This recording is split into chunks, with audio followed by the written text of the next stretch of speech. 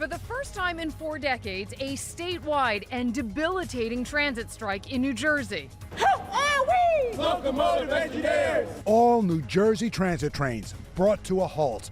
This after engineers walked off the job and onto the picket lines in a dispute over pay.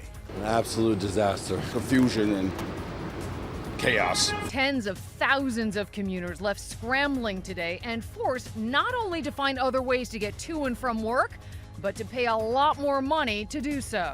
I had to find an alternate route. I took the Amtrak and now I'm taking the bus. Some were caught off guard. Did you hear about the strike? No. I didn't have any idea that it was today, so I'm lost. Transit executives and union members pointing the finger at each other. We, the locomotive engineers, are ready, willing, able to talk.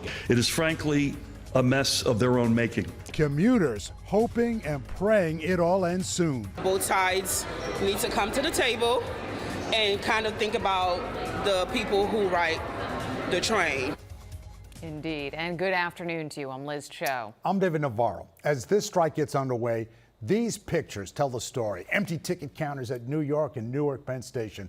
Tracks blocked off with caution tape. Signs warning passengers no rail service today. And this unusual sight, trains at Hoboken Terminal sitting on the tracks with nowhere to go.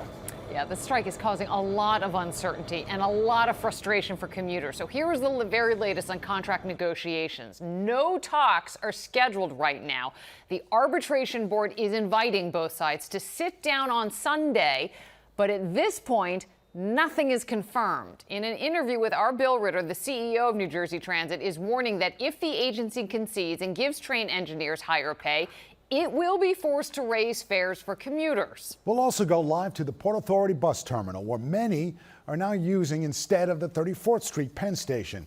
And we'll run through some of the other commuting options you have, including the PATH and ferry, and also the extra buses that will begin running on Monday as part of a contingency plan. Our team coverage begins with New Jersey reporter Anthony Johnson. He is live at New Jersey Transit headquarters in Newark. Anthony.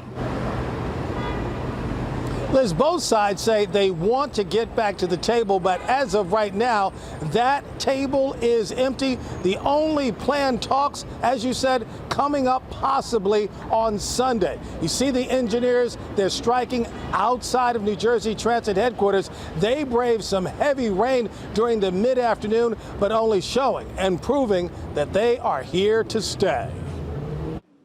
The first day on the picket line is a show of resilience and resistance.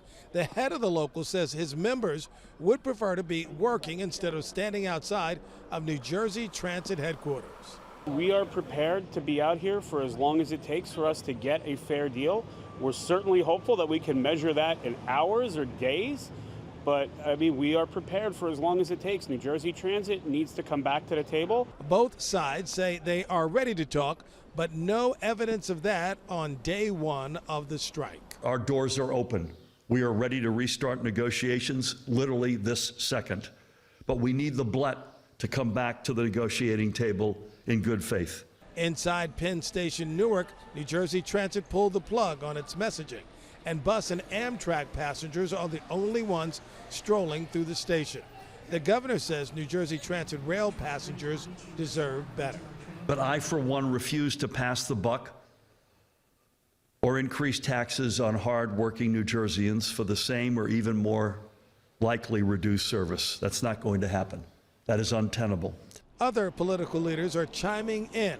Senator Cory Booker stating it's incumbent upon both parties to continue negotiating in good faith to reach an agreement as soon as possible. Hoboken is a major transit hub for New Jersey Transit. Today, the trains were parked in the yard, immobilized by the walkout.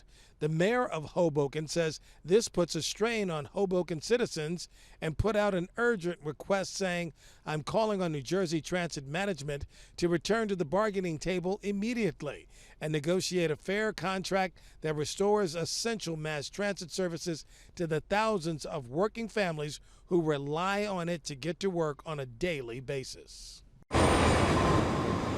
Yeah, and I just talked to one of those passengers who relies on New Jersey Transit. He told me he had to come up with an alternative route to get to work today. It cost him another 30 minutes getting to work. He says he doesn't want to do this much longer. Once again, only talks that we know about are planned to take place on Sunday. We'll wait and see if that happens. And the question now is which side is going to bend first? That is the latest from Newark, New Jersey. Anthony Johnson, Channel 7 Eyewitness News. Anthony, thank you.